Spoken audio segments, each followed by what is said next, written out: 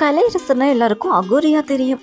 ஆனா இனிமே அவரு அகோரி கலையரசன் இல்ல, அவார்ட் கலையரசன் கூட சொல்லலாம்.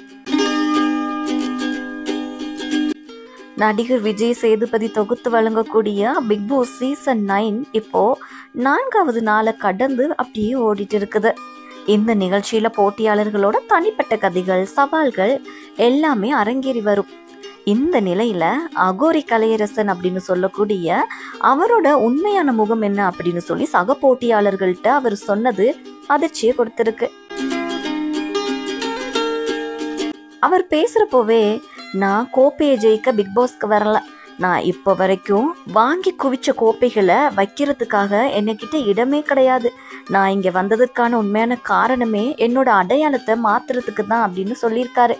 நான் ஒரு அகோரியா இருந்தனால என்னோட பிள்ளைகள் அகோரி பிள்ளைகள் அப்படின்னு சொல்லி பார்க்கப்பட்டு வர்றதால அவங்களுக்கு ஸ்கூல்ல கூட அனுமதி மறுக்கப்பட்டு வருது அப்படின்ற மாதிரி சொல்லியிருக்கிறாரு.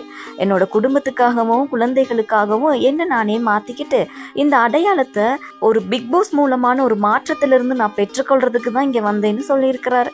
இதுக்கப்புறமா சக போட்டியாளர்கள்ட்ட பேசின கலையரசன், ஐக்கிய நாடுகள் சபையின் சர்வதேச இளைஞர்கள் சங்கம் மற்றும் நிலையான மேம்பாட்டு இலக்குகளோட இளைஞர் தூதுவரா அங்க போயிட்டு பேசிட்டு வந்தேன் அப்படிங்கிற மாதிரி சொல்றாரு. இது சக போட்டியாளர்களுக்கு ஷாக்கிங்கா இருக்கு. சக போட்டியாளர்களுக்கு மட்டும் இல்ல, வெளியில இருந்து பாக்குற வியூவர்ஸ்க்குமே அது ரொம்பவே ஒரு அதிர்ச்சியை தான் ஏற்படுத்தி இருக்குன்னு சொல்லலாம்.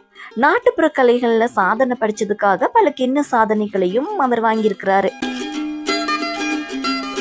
தன்னோட கண்கள்ல இமைகள் வழியே ஊசிகளை குத்திட்டு கரகாட்டமாடி சாதனையும் படிச்சிருக்கிறாராம். மதிப்புற்று முனைவர் பட்டத்தையும் பெற்றிருக்கேன் அப்படிங்கிற மாதிரி சொல்றாருங்க. கிராமிய புதல்வன் அகாடமியோட நிறுவனர் அப்படிங்கிற மாதிரியும் சொல்லி ஷாக்குக்கு மேல ஷாக்கா அடிக்கிட்டே போறாரு கலையரசன். இதெல்லாம் உண்மையா அப்படின்னு சொல்லி நெட்டிசன்கள் அவங்க பேசினது அடுத்து கலையரசனோட வரலாற்றை தேட ஸ்டார்ட் பண்ணிட்டாங்க. இப்போ எங்க போனாலும் அகோரி கலையரசன் எல்லா இடத்துலயுமே சர்ச்ல இருக்குன்னா பாத்துக்கோங்களேன். அப்படி இருந்தாலும் வீட்டுல இருக்கக்கூடிய போட்டியாளர்கள் கலையரசன் சொன்னதை முழுசா நம்பல அப்படின்னு கூட சொல்லலாம். அவரை ஏற்றுக்கொள்ளவும் இல்லை. இவர் இந்த வார நாமினேஷன்ல வேற 12 வாக்குகளை வாங்கியிருக்கிறாரு. போவாரா இருப்பாரா அப்படிங்கிறது கொஞ்சம் டவுட் தான். இதை பற்றின உங்களோட கமெண்ட் என்னன்னு நம்மளோட கமெண்ட் செக்ஷனில் பதிவிட்டுட்டு இந்த மாதிரி நிறைய இன்ட்ரெஸ்டிங் தகவலை நீங்கள் பெற்றுக்கணும் இருந்தால் நம்மளோட தமிழ் ப்ளஸ் யூடியூப் சேனலை சப்ஸ்கிரைப் பண்ணிக்கோங்க.